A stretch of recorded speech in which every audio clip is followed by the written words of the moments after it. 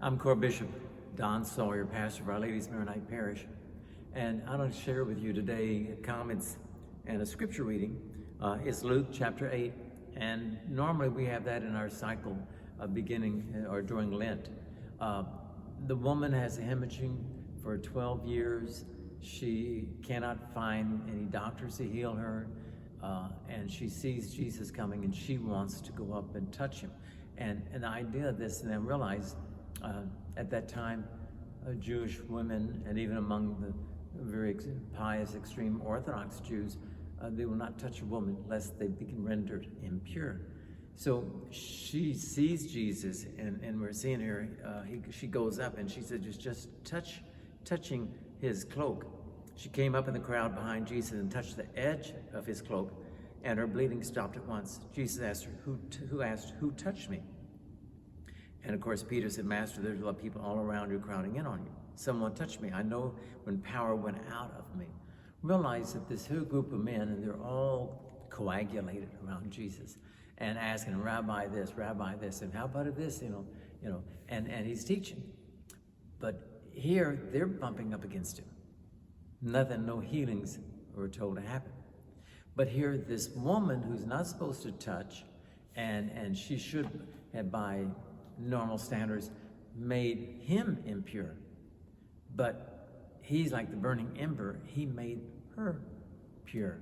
And to think about it, that she wanted it, and what made the difference with her healing is that she recognized him as Son of God. She recognized him as God, and she calls him Lord. And this is what we all need to do, recognize Jesus. And I think about how many times people go to communion, and we have to strive to do it worthily, be open to God's grace. You know, the apostles, even after the resurrection, they still had a hard time accepting Jesus, and they had to realize that he was. And here this woman, her simple faith, she recognized him who he was, and that for she'll get healing, and there it happened.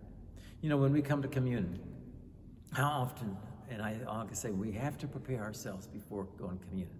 Turn off the radio, the TV, all the noise when you're beginning to get ready for church. Pray. You know, people are not praying enough. You have to pray and realize that you're receiving God in you. It's not just normal bread. You know, well, look, came with me. I'm going to open the tabernacle. We keep the Eucharist that's in reserve for the sick, but it's kept under lock and key. And this is bolted down. And we always have a candle. Every church has a Eucharist, has a candle burning perpetually. This means God's presence, just like God was present with the Israelites in the desert. And at nighttime, he hovered up over them and with a column of fire. God is with us. And so here, the tabernacle, and we have a ciborium that holds the Eucharist. And realize we try to give God our best. Inside is gold plated. God deserves our best. And since this is a burning ember, like St. Ephrem says, this is the ember that purifies us of sin. This is the food that gives us life.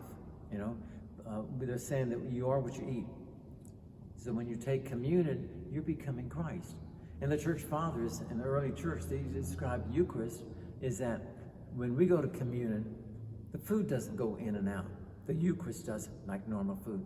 But the body, the stomach breaks it down, and every cell of your body is going to communion. Your brain cells, your toe cells, thin skin, all your organs are going to communion. I want to stress is that we have to be prepared for Eucharist.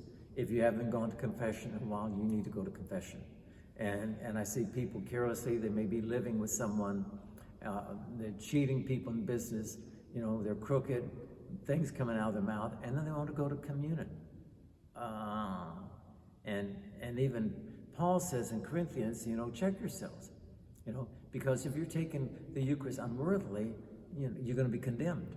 And even back then, he says, so many of you are getting sick, so many of you are dying because you're not ready, you're not prepared spiritually, mindset, you know, to receive the Eucharist.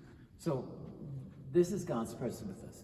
And realize that when we go to communion, we're allowing him into this tent, as St. Paul says, and the tent and God is with us.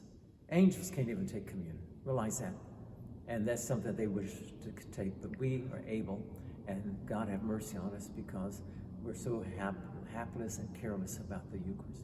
So I share with you, my brothers and sisters, because, this is the center of the faith. It's always been for 2,000 years in the church. The church exists for the Eucharist, and the Eucharist exists for the people. God bless you, and we'll see you at communion. Be ready.